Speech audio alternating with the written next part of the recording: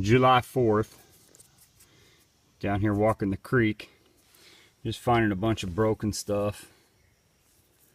Big old broke arrowhead there, and a couple of little broken things.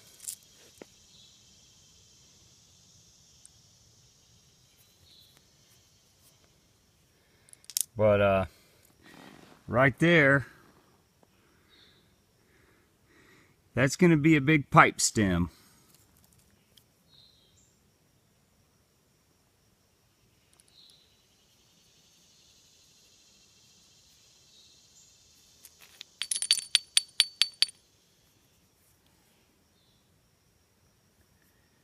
Kind of cool. It's an old pipe stem. This is a old mason jar lid I found in the creek. Amazing how something like that's lasted this long. You can't read it, but it says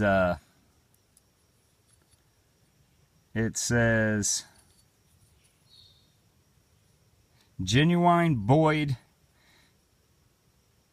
cap mason jars. It's printed right around the rim there.